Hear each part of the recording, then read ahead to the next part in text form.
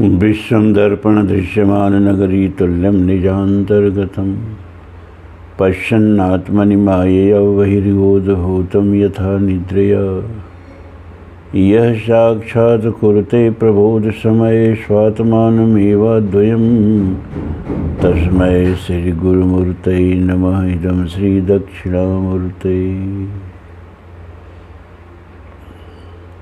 धर्म प्राण सत्संग प्रेमी सज्जनों,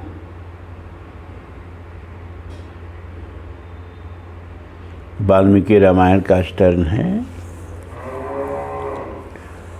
लेकिन 5 मिनट समय आप लोगों का मैं लेता हूँ अपनी बात करने के लिए। फिर तो पढ़ना पड़ता है, तो फिर व्यास जी आपसे बात करते हैं, हम तो केवल अपनी आवाज़ देते हैं। महाभारत का युद्ध का मंच सज गया है। दोनों तरफ की सेनाएं, 11 छौड़ी दुर्योधन की सेना और 7 छौड़ी पांडवों की सेना आमने सामने खड़ी है। अर्जुन भगवान से कहता है कि जरा रथ ले चलिए इस दोनों सेनाओं के बीच में, मैं देख तो लूँ कि कौन कौन लोग मुझसे युद्ध करने आए हैं। तो भगवान उसकी आज्ञा का पालन करते हैं, रथ ले जाकर दोनों सेनाओं के बीच में खड़ा कर देते हैं। और जब वो देखता है कि जिनसे मुझको लड़ना है वो मेरे गुरु हैं, वो मेरे पितामह हैं, मेरे बंधु बांधव हैं, सखा, तो भले ही अन्यायी हैं, अत्याचारी हैं, अधर्म पर खड़े हैं, लेकिन अपना बंधु बांधव अगर अत्याचारी और अन्यायी भी हो तो उससे कैसे लड़ा जा सकता है। फिर प्रभु इतने लोगों को, अपने स्वजनों को मारने का भी तो मुझे पाप लगेगा। भूमि के लिए, राज्य के लिए बंधु बांधवों को मारना क्या उचित है? बहुत सारा प्रश्न करता है। तो जिन 2 श्लोकों से आपका साक्षात्कार कराने के लिए मैंने 5 मिनट का समय आपसे मांगा है, भगवान कहते हैं तू किसको मारेगा जी?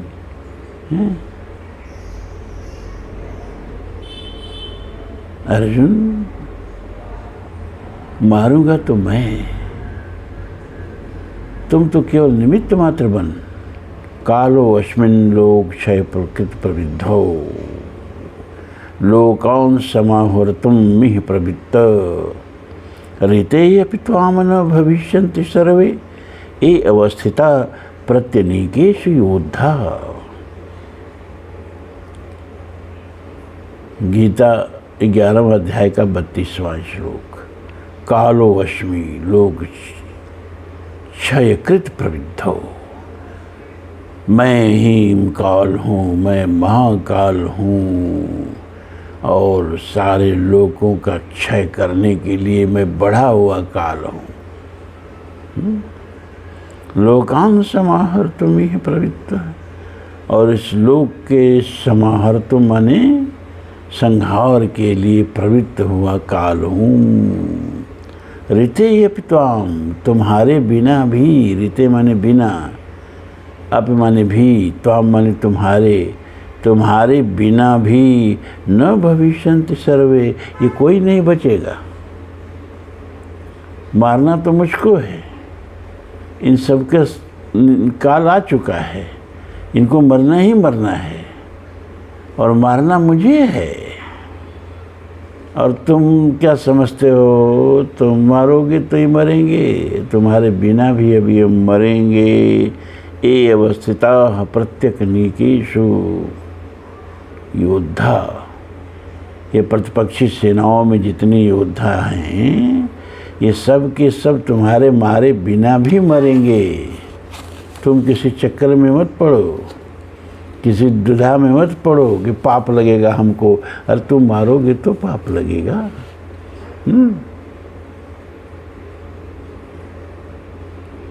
अर्जुन बड़ा आश्चर्यचकित हुआ। बार बार युद्ध के लिए हमको ललकार रहे हैं और एक बार कह भी रहे कि तुम किसी को मारोगे नहीं। ये कैसे होगा? भगवान कहते हैं तस्मात् उत्तिष्ठ यशो लभस्व, अरे उठ और लाभ ले, सबको मारने का लाभ सेत में तुम्हें ले लो। तस्मात् माने इसलिए, उत्तिष्ठ माने उठो, यश लभस्व सबको मारने का सेत में तुम्हें लाभ बटोर लो। जीत्वा शत्रुर्भुक्षुराजं समृद्धम, और शत्रुओं को जीत करके और समृद्ध राज का भोग कर। जीत्वा शत्रुन भुक्षुराजं समृद्धम, शत्रुओं को जीत करके समृद्ध राज का भोग कर। अरे मय्ये वीते निहता पूर्वमेव, ये सब के सब मेरे द्वारा पहले ही मारे जा चुके हैं, तुमको तो मरे हुए को मारना है, हैं? ये सब के सब मेरे द्वारा पहले ही मारे जा चुके हैं। मय्ये वीते निहता पूर्वमेव, निमित्त मात्रम भव शब्द साचिन। इसी एक पंक्ति को सुनाने के लिए इतनी भूमिका मुझे बनानी पड़ी। निमित्त मात्रम भव, तुम निमित्त बन जाओ। हे सभ्य साचिन, सभ्य कहते हैं बायां, बाएं हाथ से भी धनुष चलाता था अर्जुन। हे सभ्य साचिन, तुम निमित्त मात्र बन जा। मारना तो मुझे है, आज को मैं पहले ही मार चुका हूँ। बस सेत मेत का तुम्हें यश बटोरना है, लाभ बटोरना है, बस तुमको निमित्त मात्र बन जाना है। तो अर्जुन का क्या कोई योगदान नहीं है, हैं? निमित्त मात्र बन जाना, ईश्वर का निमित्त बन जाना, ये कम सौभाग्य की बात है। अरे दुर्योधन को क्यों नहीं भगवान ने निमित्त बना लिया, और किसी को क्यों नहीं निमित्त बनाया? अर्जुन को ही क्यों निमित्त बनाया? निमित्त मात्रम भव सभ्य साचिन। ईश्वर के हाथ का हथियार बन जाना, ईश्वर के हाथ का टूल्स बन जाना, ईश्वर का एजेंट बन जाना, ईश्वर का अभिकर्ता बन जाना, ये अर्जुन का ही सौभाग्य था। ये सबका सौभाग्य नहीं होता है। और एक बात, आप किसी को ऋण देते हैं तो अगर पता चले कि आदमी जो है ये डिफ़ॉल्टर है, ये पैसा तो ले लेता है लौटाता नहीं, तो उसको ऋण देंगे आप? ऋण किसे देंगे? जो जानेंगे कि नहीं ये पैसा लौटा देगा, इसको जो हम ऋण दे रहे हैं ये ऋण लौटा देगा। ये निमित्त बनाना, ये ईश्वर का ऋण देना है। और ईश्वर किसी सुपात्र को ही ऋण देता है जो जानता है कि इस ऋण को लौटा देगा। और जिस पर विश्वास नहीं है उसको निमित्त मात्र नहीं बनाता है, उसको ऋण नहीं देता है। तो जब ईश्वर कुछ दे, आम लोगों की अपेक्षा आपको लगे कि ईश्वर ने कुछ ज़्यादा कृपा की है, ईश्वर की कृपा अनुभूत हो रही हो, तत्ते अनुकंपा सुसमीक्षमाणो भुंजान एवात्मकृत विपाका हृदभाग बबुद्धत नमस्ते ये जीवित मुक्तिपदी सदाय भाग। उसकी अनुकंपा प्रतिपल अनुभव करते हुए जियो, जीने का यही तरीका है। सबसे बड़ा तो उसका ऋण जो है ये मानव शरीर। हरि तुम बहुत अनुग्रह कीन हो, साधन धाम विबुध दुर्लभ तन मोहि कृपा कर दीनो। तुलसी लिखते विनय पत्रिका में, हे प्रभु आपकी बड़ी कृपा है क्या। अरे देवताओं के लिए भी जो दुर्लभ शरीर है, नर समान नहीं कवनो देही, सुर नर मुनि सब जाचत जेहि। अब मोहि कृपा कर दी। इससे बड़ा आप पर कोई और जीव पर कोई और ऋण हो नहीं सकता परमात्मा का। मानव शरीर दिया, भैंस का शरीर नहीं दिया कीट पतंग का शरीर नहीं दिया, सूकर का शरीर नहीं दिया, अब सोचते नहीं हो कितनी बड़ी कृपा है। कबाहु कर करुणा नर देही, देत ईस बिन हेतु सनेही। तो ये मानव शरीर जो है ना, ईश्वर का ऋण है आप पर, बाप की बपौती नहीं है, हैं? और बिना ऋण चुकाए गए ना भैया तो 84 लाख योनियां भरते बीत जाएगी, ऋण चुकाते बीत जाएगी। ई चेद विदेदत सत्यमस्ति न चेदिया वेदीन महति विनश्री, भूतेषु भूतेषु विचित्र धीरा प्रेता तस्मात् लोकात् मृता भवन्ति।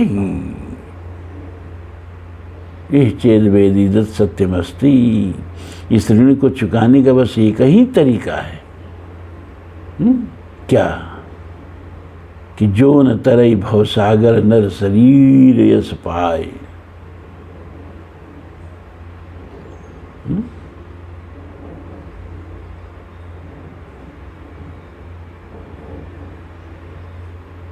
इस भवसागर को पार करना, इस हाड़ मांस मलमूत्र के एक दलदल से निकल इस आत्मा को मुक्त कर लेना, यह इस ऋण को चुकाने का एकमात्र तरीका है। चुका दिया तो ठीक है, नहीं तो 84 लाख जूनियाँ भटकनी पड़ती हैं इस ऋण को चुकाने के लिए। चेत जगद बुद्धुम प्राग शरीरस्य विश्रस ततो सर्गेषु कल्पेषु शरीरत्वाय कल्पते कठोपनिषद। अरे इस शरीर के विस्तृत होने से पहले पहले, विसर्जित होने से पहले पहले अगर इस शरीर में बैठे हुए अमृत को पहचान लिया, अपने स्वरूप को पहचान लिया, आत्म तत्व को पहचान लिया, तो फिर ईश्वर का ऋण चुक गया मानव शरीर देने का। और नहीं पहचाना तो पुनर्जन्म पुनर्मरणम नाना प्रकार की योनियों में भटकना पड़ेगा बंधु। ये बात पता नहीं आप लोग दिमाग में धस रही है, कितना नहीं धस रही है आप लोग जानो, लेकिन सब पर ये सब ऋणी बैठे हो, सब लोग, सब पर ईश्वर का ऋण है और किसी पर विशेष ऋण है। जिन लोगों पर विशेष ऋण है उनको विशेष रूप से चुकाना पड़ेगा। आप महसूस कर रहे हैं कि सामान्य से विशिष्ट हमको परमात्मा ने क्या दिया है, और दिया है तो क्यों दिया है, हमको निमित्त क्यों बनाया है, हमको इतना सौभाग्यशाली क्यों समझा, हमको अर्जुन की श्रेणी में क्यों उठा के रखा। निमित्त मात्रम भव सव्यसाचिन। तो निमित्त मात्र कह के किसी ईश्वर के ऋण को झुठलाने और टालने का प्रयास नहीं करना होगा। निमित्त बनने का सौभाग्य मिला है तो उस ऋण को चुकाना होगा, नहीं तो आपका ईश्वर का आप ऋणी है, और ऋणी होना ठीक नहीं है। ईश्वर का भी ऋणी होना ठीक नहीं है। मुझे ये श्लोक गीता में सबसे प्रिय श्लोक है। तस्माद उत्तिष्ठ कौन्तेय, उठ जाओ कबीर मूढ़ता छोड़, धर धनुष बाण अपना कठोर, तो नई होश में आएगा बस सभी समर चुक जाएगा। केशव का शेर दहाड़ उठा, मानो चिखाड़ पहाड़ उठा, बाणों की फिर लग गई छड़ी, भागती फौज हो गई खड़ी। सबसे प्रिय श्लोक है। तस्मात् उत्तिष्ठ यशो लभस्व, जित्वा शत्रून् भुक्ष्व राज्यं समृद्धम्। अरे मय्ये वेते निहता पूर्वमेव, निमित्त मात्रं भव सव्यसाचिन्। ऋण, सबसे खतरनाक बात क्या है कि ऋण बढ़ता जा रहा हो और चुकाने की चिंता न हो, तो एक दिन क्या होता है, सब कुछ नीलाम हो जाता है, सब कुछ नीलाम हो जाता है। तो ऋण है तो उसको चुकाने की चिंता भी होती चाहिए, करनी चाहिए, और धीरे धीरे चुकाते रहना चाहिए। चलिए वाल्मीकि रामायण में आइए। ये चीज़ें आपको छूती है नहीं छूती है, मैं बड़ा छटपटा के सब बताता हूँ।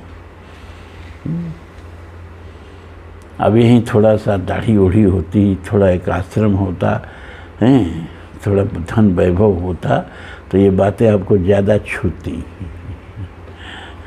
एक सामान्य गृहस्थी बातें बता रहा है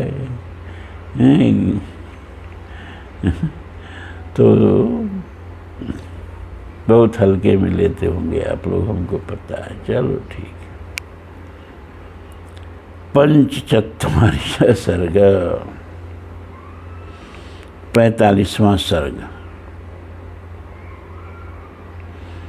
देवताओं और दैत्यों द्वारा क्षीर समुद्र मंथन, भगवान रुद्र द्वारा हलाहल विष का पान, भगवान विष्णु के सहयोग से मंदराचल का पाताल से उद्धार और उसके द्वारा मंथन, धन्वंतरी अप्सरा वारुणी उच्चैश्रवा कौस्तुभ तथा अमृत की उत्पत्ति और देवासुर संग्राम में दैत्यों का संहार।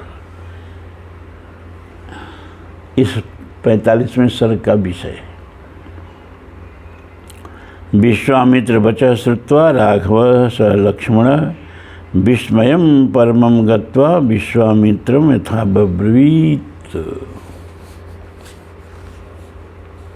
विश्वामित्र जी की बातें सुनकर लक्ष्मण सहित श्री रामचंद्र जी को बड़ा विस्मय हुआ। अब ये मुनि से इस प्रकार बोले।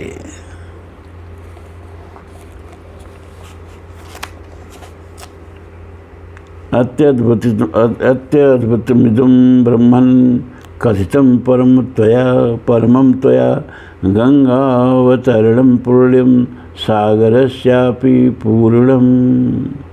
ब्रह्मन्, आपने गंगा जी के स्वर्ग से उतरने और समुद्र के भरने की यह बड़ी उत्तम और अत्यंत अद्भुत कथा सुनाई। क्षणभूते नवरात्रि संवृते परंतप इमां चिंतयन्तो सर्व निखिलेन कथां तव।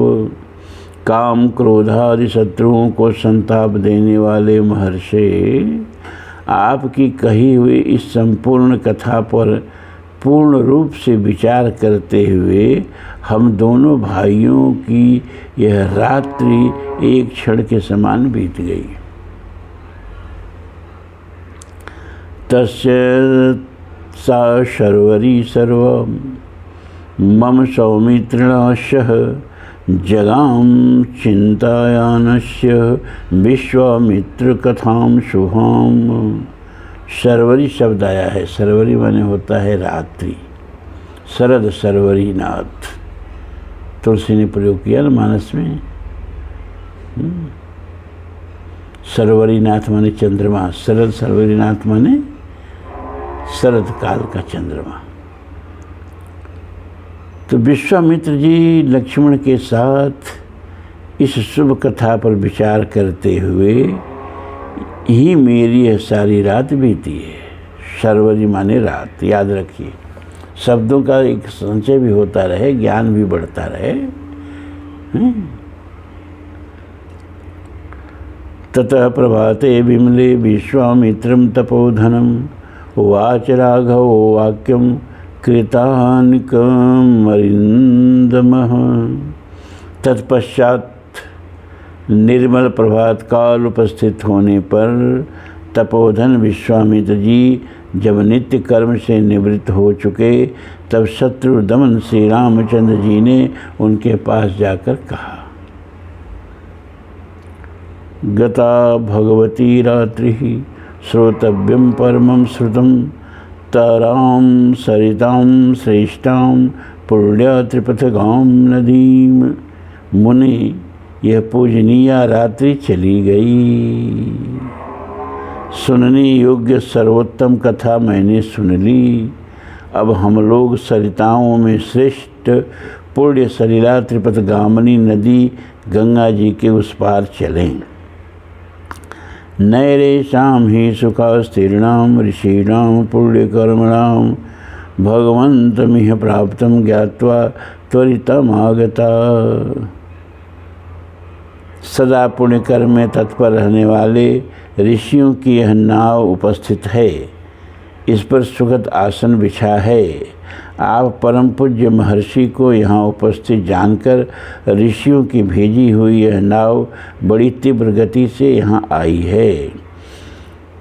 तस्य तद्वचनं श्रुत्वा राघवस्य महात्मनः संतारं कारयामास सर्षिसंगस्य कौशिकः।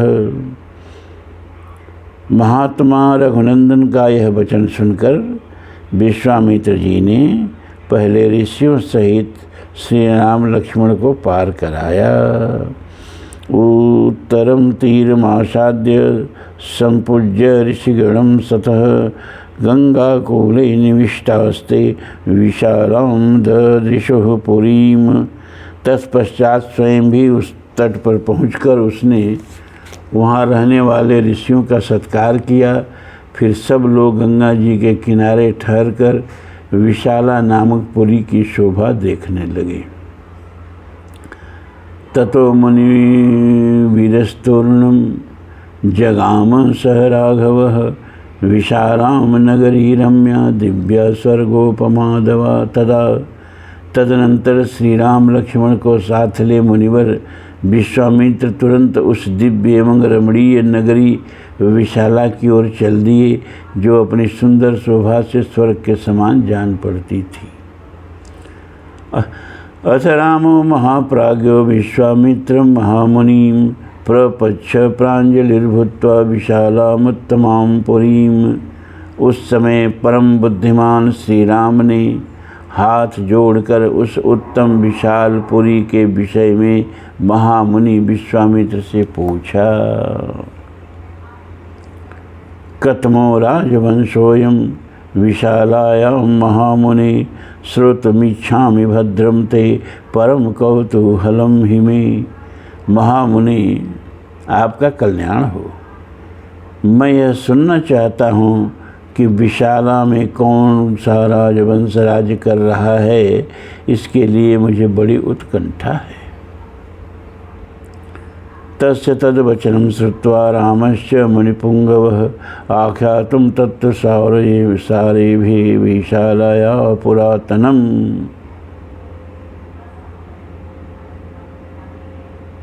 आख्यातुं तत्समारेभिः विशालाया पुरातनम्। श्री राम का यह वचन सुनकर मुनिश्रेष्ठ विश्वामित्र ने विशालापुरी के प्राचीन इतिहास का वर्णन आरंभ किया। श्रूयताम राम शक्रस्य कथा कथयतः श्रुताम अस्मिन् देशे ही यद्वृत्तं श्रेयोत्तमेन राघव त्वमी तत्वेन राघव। रघुकुल नंदन श्री राम, मैंने इंद्र के मुख से विशालापुरी के वैभव का प्रतिपादन करने वाली जो कथा सुनी है, उसे बता रहा हूँ, सुनो। इस देश में जो वृत्तांत घटित हुआ है, उसे यथार्थ रूप से श्रवण करो।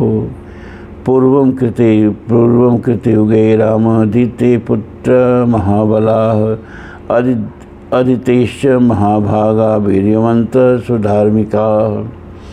श्री राम, पहले सतयुग में दिति के पुत्र दैत्य बड़े बलवान थे और अदिति के परम धर्मात्मा पुत्र महाभाग देवता भी बड़े शक्तिशाली थे। ततस्तेषां नरव्याघ्रं बुद्धिरासीन महात्मनाम अमरा विजराश्वैव कथम श्यामो निरामयाः।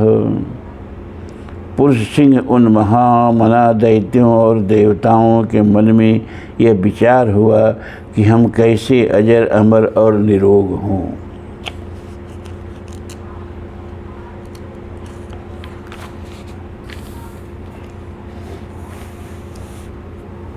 तेषां चिन्तयन्तां तत्र बुद्धिरासीद् विपश्चितां क्षीरोदमथनं कृत्वा रसं प्राप्स्यां तत्र वैः। इस प्रकार चिंतन करते हुए उन विचारशील देवताओं और दैत्यों की बुद्धि में यह बात आई कि हम लोग यदि क्षीर सागर का मंथन करें तो उसमें निश्चय ही अमृतमय रस प्राप्त कर लेंगे। ततो निश्चित्य मथनम योक्त्रम कृत्वा च वासुकिम मंथानम मंदरम कृत्वा मनमथुरिमितोजस। समुद्र मंथन का निश्चय करके उन अमित तेजस्वी देवताओं और दैत्यों ने बासुकी नाग को रस्सी और मंदराचल को मथानी बनाकर क्षीर सागर को मथना आरंभ किया। अथ वर्ष सहस्रेण योक्तर्सर्प शिरांसि च वमन्तो अतिविषम तत्र तंदर सुदर्शनः शिलाः। तदनंतर 1000 वर्ष बीतने पर रस्सी बने हुए सर्प के बहुसंख्यक मुख अत्यंत विष उगलते हुए वहाँ मंदराचल की शिलाओं को अपने दांतों से डसने लगे। उत्पाताग्निसंकाशम हलाहलम महाविषम तेन दग्धम जगत सर्वम सदेवासुरमानुषम। अतः उस समय वहाँ अग्नि के समान दाहक और हलाहल नामक महाभयंकर विष ऊपर को उठा। उसने देवता, असुर और मनुष्यों सहित संपूर्ण जगत को दग्ध करना आरंभ किया। अथ देवा महादेवम शंकरम शरणार्थिनः जगमुः पशुपतिम रुद्र त्राहि त्राहि तुष्टुवः। यह देख देवता लोग शरणार्थी होकर सबका कल्याण करने वाले महामना देवता पशुपति रुद्र की शरण में गए और त्राहि त्राहि की पुकार लगाकर उनकी स्तुति करने लगे।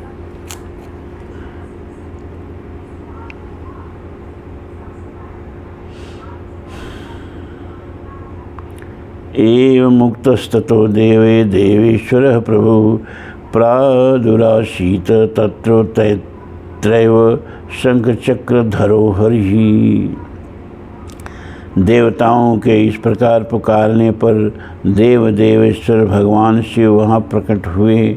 फिर वहीं शंख चक्रधारी भगवान श्री हरि भी उपस्थित हो गए।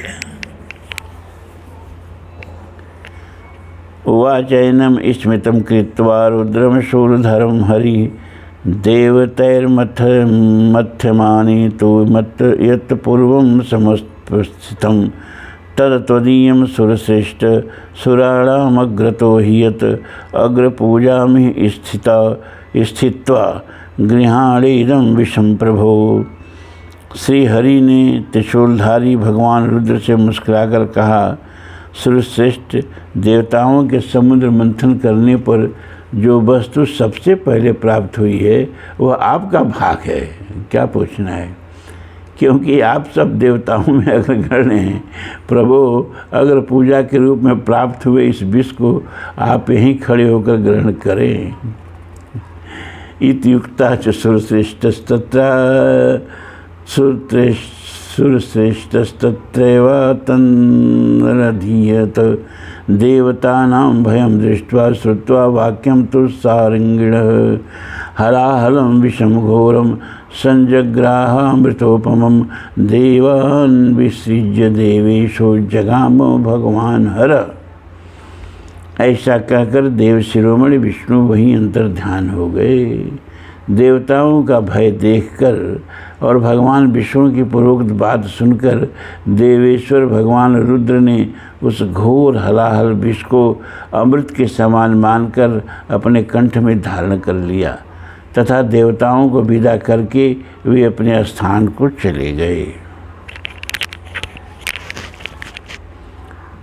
ततो देवासुराः सर्वे ममन्थुः रघुनंदन प्रविवेशात् पातालं मंथानं पर्वतोत्तमं। रघुनंदन, तत्पश्चात देवता असुर सब मिलकर क्षीर सागर का मंथन करने लगे। उस समय मथानी बना हुआ उत्तम पर्वत मंदर पाताल में घुस गया। ततो देवास्तु गंधर्वास्तुष्टुर्मधुसूदनं त्वं गतिः सर्वभूतानां विशेषेण दिवोकसां पालयास्मान् महाबाहो गिरिमुद्धतुम् अर्हसि। तब देवता और गंधर्व भगवान मधुसूदन की स्तुति करने लगे। महाबाहो, आप ही संपूर्ण प्राणियों की गति हैं, विशेषतः देवताओं के अवलंबन में तो आप ही हैं। आप हमारी रक्षा करें और इस पर्वत को उठावें। इति श्रुत्वा ऋषिकेश कामठं रूपमास्थितः पर्वतं पृष्ठतः कृत्वा शिष्ये तत्र दधौ हरिः। यह सुनकर भगवान ऋषिकेश ने कच्छप का रूप धारण कर लिया और उस पर्वत को अपनी पीठ पर रखकर वे श्री हरि वहीं समुद्र के भीतर सो गए। पर्वताग्रम तो लोकात्मा हस्ते नाक्रम्य केशवः देवानां मध्यतः स्त्वा मन्मथः पुरुषोत्तमम्। फिर विश्वात्मा पुरुषोत्तम भगवान केशव उस पर्वत शिखर को हाथ से पकड़कर देवताओं के बीच में खड़े हो स्वयं भी समुद्र का मंथन करने लगे।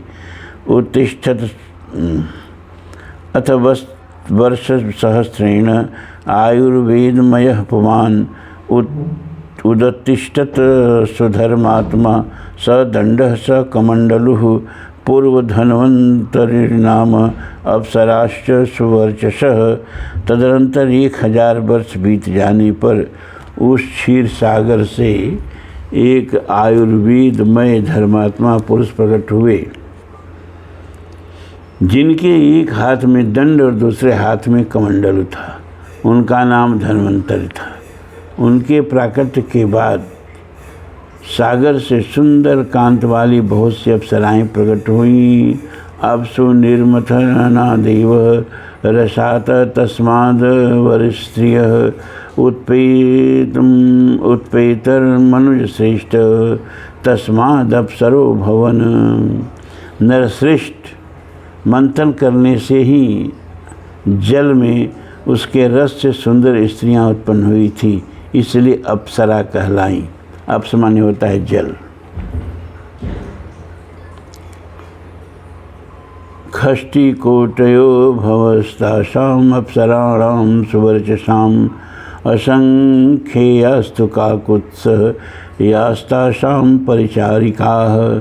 काकुत्स उन सुंदर कांति वाली अप्सराओं की संख्या 60 करोड़ थी, और जो उन परिचारिकाएँ थीं, जो उनकी परिचारिकाएँ थीं, उनकी गणना नहीं की जा सकती। वे सब असंख्य थीं।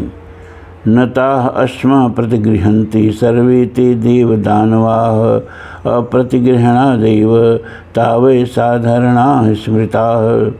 उन अप्सराओं को समस्त देवता और दानव कोई भी अपनी पत्नी रूप से ग्रहण न कर सके, इसलिए वे साधारणतया सामान्य मानी गई। वरुणस्य ततः कन्या वारुणी रघुनंदन उत्पत्पात महाभागा मार्गमाणा परिग्रहम। रघुनंदन तदनंतर वरुण की कन्या वारुणी, जो सुरा की अभिमानिनी देवी थी, प्रकट हुई और अपने को स्वीकार करने वाले पुरुष की खोज करने लगी। दिवे पुत्रान ताराम ताम राम जगृहिर्वरुणात्मजाम अदितेस्तु सुतावीर जगृहस्ताम अनिंदिताम। वीर श्री राम दैत्यों ने उस वरुण कन्या सुरा को नहीं ग्रहण किया, परंतु अदिति के पुत्रों ने इस अनिंद सुंदरी को ग्रहण कर लिया। इस बात का ध्यान दें, असुरों ने सुरा को स्वीकार नहीं किया, देवताओं ने स्वीकार कर लिया। असुरास्तेन दैतेयः सुरास्तेनादितेः सुताः हरिष्टा प्रमदिताश्चानः वारुणी ग्रहणात् सुराः। सुरा से रहित होने के कारण ही दैत्य असुर कहलाए, और सुरा सेवन के कारण ही अदिति के पुत्रों की सुर संज्ञा हुई। यानी आज समझ में आया कि जो मदिरा का पान करे वो सुर माने देवता, और जो मदिरा का पान न करे वो असुर माने दैत्य। वारुणी को ग्रहण करने से देवता लोग हर्ष से उत्फुल्ल एवं आनंद मग्न हो गए। उच्चैस्रवा हय श्रेष्ठो मणिरत्नम च कौस्तुभम उत्तिष्ठ नरश्रेष्ठ तथैव अमृतमुत्तमम। नरश्रेष्ठ तदनंतर घोड़ों में उत्तम उच्चैस्रवा मणिरत्न कौस्तुभ तथा परम उत्तम अमृत का प्राकट्य हुआ। अथ तस्य कृते राम महानासीत कुलक्षय अदितेस्तु ततः पुत्रादितिपुत्रान् योधयन दितिपुत्रान् योधयन। श्री राम उस अमृत के लिए देवताओं और असुरों के कुल का महान संहार हुआ। अदिति के पुत्र दिति के पुत्रों के साथ युद्ध करने लगे। एकता गमनमनं सर्वे असुरा राक्षसैश्च युद्धमासीन महाघोर वीर त्रैलोक्य मोहनम। समस्त असुर राक्षसों के साथ मिलकर एक हो गए। वीर देवताओं के साथ उनका महाघोर संग्राम होने लगा जो तीनों लोगों को मोह में डालने वाला था। यदा क्षयं गतं सर्वं तदा विष्णुर्महाबलः अमृतं सोहर्तः पूर्ण मायामास्थाय मोहिनीम। जब देवताओं और असुरों का वह सारा समूह क्षीण हो चला तब महाबली भगवान विष्णु ने मोहिनी माया का आश्रय लेकर तुरंत ही अमृत का अपहरण कर लिया। एकताभिमुखम विष्णु क्षरम पुरुषोत्तमम समष्टि संपिष्टास्ते तदा युद्धे विष्णुनाम प्रभ विष्णुना। जो दैत्य बलपूर्वक अमृत छीन लाने के लिए अविनाशी पुरुषोत्तम भगवान विष्णु के सामने गए, उन्हें प्रभावशाली भगवान विष्णु ने उस समय युद्ध में पीस डाला। प्रभ विष्णु शब्द एक आया है, इसको अपनी ज्ञान में रख लीजिए आप लोग। प्रभ विष्णु माने होता है प्रभावशाली, सामर्थ्यशाली, तेजवान। प्रभ विष्णु।